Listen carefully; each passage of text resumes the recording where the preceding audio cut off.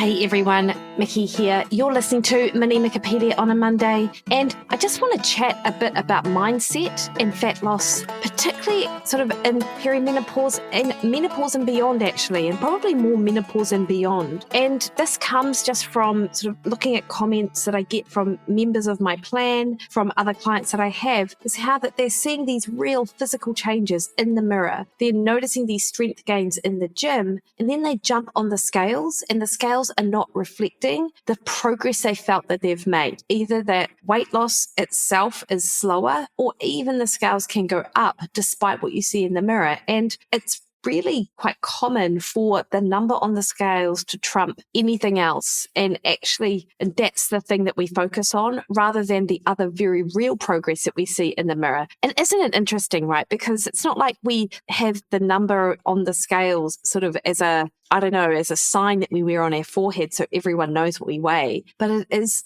we've always sort of held it up as the thing that we need to focus on with weight loss. And I do think, having a weight loss goal can be super helpful for a lot of people, particularly if, for example, you've gained significant weight or any weight really in the last couple of years, then you have almost a realistic weight to sort of get back to. However, if the number on the scales that you're sort of aiming for is one that you saw maybe 10, 15, 20 years ago, you were in a very different place back then. And probably what you might have been doing at that time to be at that weight might not be things that we would suggest you do now, because it doesn't prioritize muscle, which we know is super important, and bone, obviously. I talked about that in last Mini Mikkipedia. That's also so important. So, even the strategies we use now, we know that they're very different from the strategies we might have used in our 20s, where we would just walk and maybe skip a meal or two, and then we'd be back to the weight that we were after. But for whatever reason, the number on the scales trumps in our head any of these other signs of progress, which are so much more important. And the thing with that number on the scales is it's less predictable than what it used to be. And in part, this is because of, shifts in fat loss and what happens in fat loss in menopause and beyond. So firstly, obviously, once we go through menopause, estrogen drops, and estrogen makes us much more insulin sensitive, and it helps with bone mass as well. But this shift in estrogen means that, clinically speaking, it can make fat loss slower, and it makes those shifts in the scales slower than you otherwise would have thought. Even though we know metabolism itself on a population level, it appears to stay very similar right up through to our mid-60s. I would say, clinically speaking, women do struggle and they have a harder time with weight loss post-menopause. And I do see that, although you're not going to necessarily see that in the literature. There are other shifts too, though, in other hormones, such as cortisol and vasopressin. And these you'll be familiar with, I'm sure, at least cortisol. It is our main stress hormone, and it rises with poor sleep, calorie deficit, hard training, life stress, inflammation, and also with hormonal fluctuations. And cortisol changes where your body holds water. So it increases sodium retention, and it can alter kidney function, meaning that you can suddenly hold on to more fluid, sometimes 1 to 3 kilos in a week, with zero changes in fat mass. But of course, that is going to shift what you see on the scales. And this is often why women can feel puffy or inflamed or heavy, or like their rings don't fit, for example, on their hands. And cortisol can slow weight loss by making the body a little bit more conservative. So when cortisol stays elevated, the body behaves as if resources are scarce. And that's just in our evolutionary blueprint, because this is what the survival of our species relied upon millions of years ago. So it becomes more protective of fat stores and more likely to burn fewer calories at rest. So the scales can either go up or they don't move, even if you're doing everything right. Now, vasopressin, which is also called the antidiuretic hormone, controls how much water your body holds or releases. And so it's the hormone that decides whether your kidneys should open the floodgates or clamp down and keep every single drop of fluid. And after menopause, vasopressin signaling can become more erratic. So your body becomes more sensitive to hydration. So that threshold for I need to hold water shifts. So even small changes in electrolytes, heat, training, or stress can make vasopressin tell your kidneys to retain fluid. And it does work quite closely with cortisol, and they tend to wind each other up. More cortisol, more vasopressin, more water retention, more vasopressin, potentially higher blood pressure. The body interprets this as stress, so you have more cortisol. So it's like this little hormonal echo chamber. So the result of this is that you can have fluid shifts that look like weight gain. You can be doing everything right, training, eating well, hitting your protein, and vasopressin can create this 1 to 2 kilo gain that is pure water. And it has nothing to do with fat and everything to do with hormones adjusting to lower estrogen and that subsequent stress environment. And it's interesting, I was listening to one of my favorite podcasts, Iron Culture, and the two Erics, Eric Helms and Eric Trexler, were talking about shifts in stress hormones that mean that, again, they are putting all of the habits and behaviors in place to get as shredded as possible before a stage. But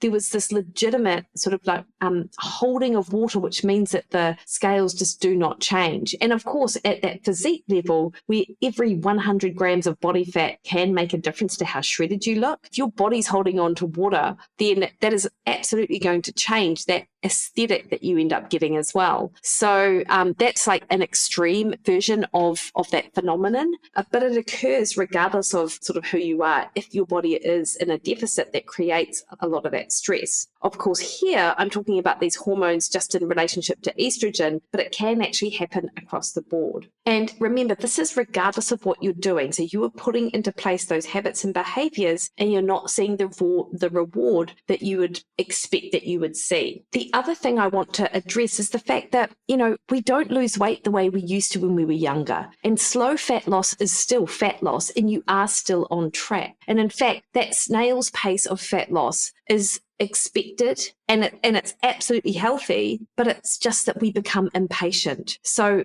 if we think about it, if you are dropping weight at anywhere from sort of 0.4 to 1% of your body weight on average each week, like this is absolute progress, although our impatient mind would tell us otherwise. But think about faster losses for some people is they are going to increase hunger, fatigue, muscle loss, and the risk of rebound. And that is very real. And of course, it's one of the main reasons that people gain weight after losing weight again. Whereas slower fat loss can preserve muscle mass, it can help preserve metabolic rate, and it can help with adherence as well, because those strategies and behaviors you're putting into place far more likely to be sustainable. So I would say that the scale is a real lagging indicator with regards to your progress, and everything else with shifts in how your clothes fit, what you see in the mirror, and your strength gains in the gym. They are the real sort of leading indicators here. And something else that I do want to address with this, in addition to the fact that, you're putting in the work, the grind feels really hard, and yet progress is really slow, and you're much more likely to go, oh, stuff it, I'm just going to, what's the point? This is where the narrative and psychology piece is really huge.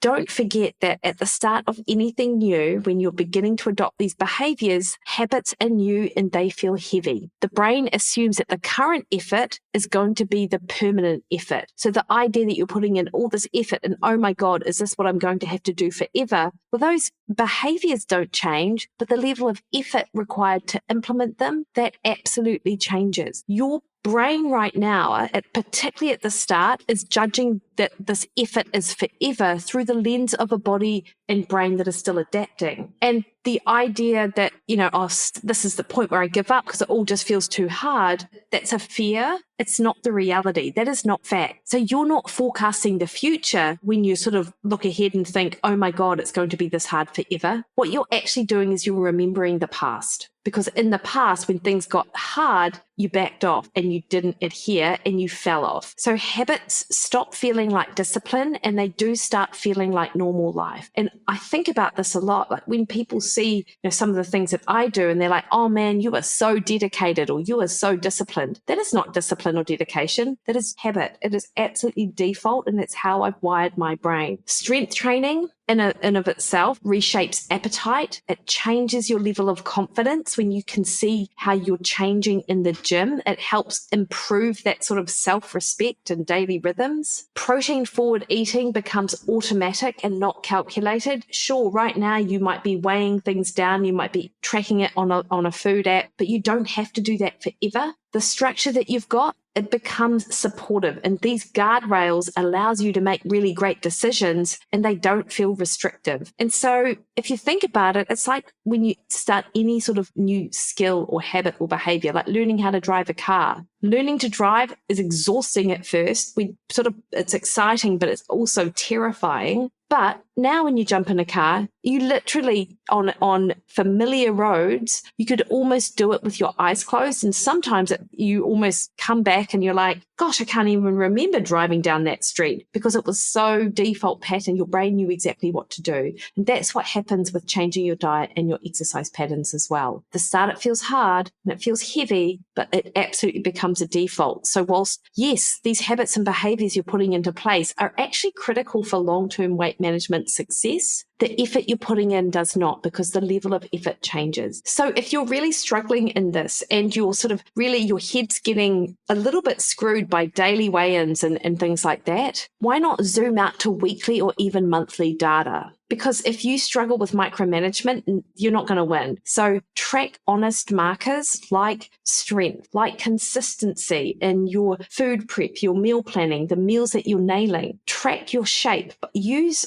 anthropometric measurements such as, waist circumference, such as circumference of your arm or your thigh, or get a sum of skin folds. Get something that gives you that sort of data without having to think about what the scales are saying. And also, what you see in the mirror is so much more important than what you see when you jump on a scale. You do want to have some anchor behaviors. So even when you aren't, you're having trouble staying on track for whatever reason, and this can happen for a day at a time or even a week at a time, but those time points are not enough to really move the needle in the big scheme of things if you are consistent and have anchor habits in place. And I know for me, being active is a really anchor behavior, and not overeating is another anchor behavior for me. Whereas other things, if they fall by the wayside, I can't get the protein in that I otherwise would because I'm traveling, or I can't get the same amount of vegetables or fruit in, at least I know I've got these two things in place, and they are usually enough to sort of help me ride out whatever is going on in the moment. And then also, alongside those anchor habits, do plan to have days that don't go according to plan. And what I mean by that is that, yes, that you might have, brunch out, or you're super stressed because of a sick parent and you just are going to be on the go all day. This is when you lean heavily on those anchor behaviors. And this is your minimum viable strategy. So you never have a day where you just go, stuff it, and you just head first into chocolate donuts or whatever it looks like for you. So when you know that things are not going to go to plan, you have a plan still. And remember that the narrative that you're unwinding, the narrative that says it's far too slow and this is just all too hard, that's you remembering the past, and you're not forecasting the future. So you need to rehearse the new narrative so you can overlay the old narrative. This won't feel like this forever. These are just feelings. These feelings are going to pass. The habits won't change, but you are going to change, and the level of effort will. Find something that you can hold on to as a new mantra, because that will absolutely change how you feel moving forward.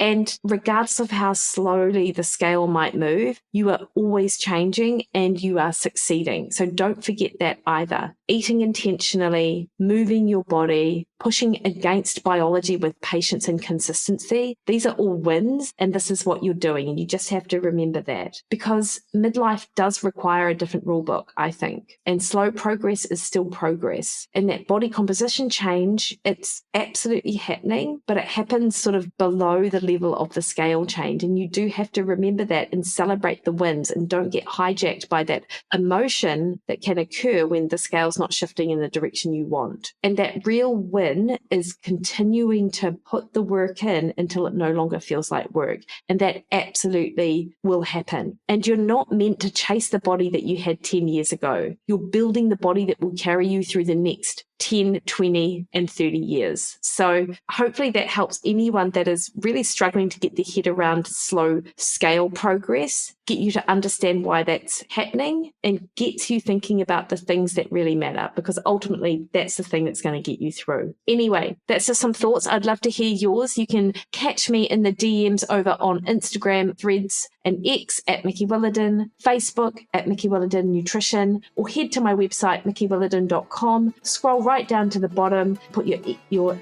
email address in to jump on my weekly email. All right, team, you have the best week. See you later.